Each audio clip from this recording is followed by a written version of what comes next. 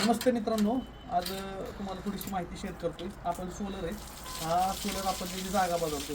जागा बदलण्याचं कारण असं आहे की ज्यावेळेस ती सोलर इथं बसवलं गेलं त्यावेळेस इथं ऊन होतं, पण ती शेजारी झालेल्या बिल्डिंगमुळं त्या बिल्डिंगची सावली या सोलरवर पडते आणि अक्षरशः 90% पाणीच तापलं जात नाही. कारण सोलर म्हटलं की सूर्याच्या ऊर्जेवर तापणारं पाणी म्हणजे सौर ऊर्जेचा हा पंप.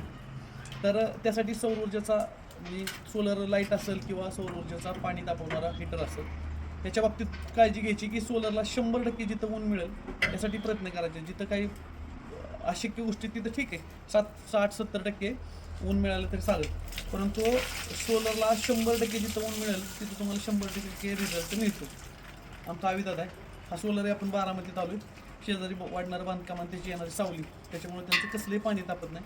सकाळच्या वेळेस सोलर खोलला पूर्ण त्याच्यातून थंड पाणी आले. तर सोलर इन्स्टॉल करताना किंवा लाईटचं किंवा शेतात आपण सौर ऊर्जेचं मोटर बसवतोय, त्याच्यावरतीही कसलीही सावली आली नाही पाहिजे. जर तुम्हाला 100% रिझल्ट हवा असेल तर 100% सूर्यप्रकाश तिथं पोचला पाहिजे.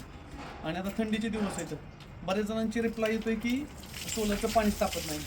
तर 3 गोष्टी कारणीभूत आहेत. एक तर ढगाळ वातावरण, आज स्वच्छ सूर्यप्रकाश पडला आहे, पण तो जनरल ढगाळ वातावरण राहते. थंडी प्रचंड आहे आणि वर्किंग म्हणावं असं काम न करणं. सोलर घेत असताना आपण कधीतरी पैशांच्या किमतीतली दाखवत बघतो आणि कमी पैशात बसणारा सोलर घेत असतो. ज्यावेळेस कमी पैशातली वस्तू घेत असतो त्याचं बेनिफिटही कमीच मिळतो. कारण कमी पैशातली वस्तू तितक्या क्वालिटीची असेल असं सांगू शकत नाही. महत्त्वाचं सोलरमध्ये असतं की त्याचं बफिंग कोटिंग असते. कारण जसं थर्मस आहे, ही थर्मसच आहे मोठं. दिवसभर सूर्याच्या प्रकाशात पाणी तापतं, आतमध्ये स्टोरेज होतं, आपण सकाळी वापरलं जातं. त्याच्यासाठी हे थर्मस किंवा हा टँक खूप महत्त्वाचा आहे. सोलर निवड करताना शक्यतो ब्रँडेड वस्तू निवडा. ब्रँडेड काळापर्यंत तुम्हाला सेवा मिळणार आहे. आपण कमी वस्तूंमध्ये 5-10 हजाराचा किंवा 2,000चा प्रश्न बघत असतो, पण ते 2,000 तुम्हाला रिफंड तसं मिळत नाही. तर त्यासाठी थंडीचे दिवस येतं, आपलं पाणी तापत नसेल तर काही दिवसापुरता प्रश्न आहे. सोलर पूर्ण उन्हात राहिल्याची काळजी घ्या.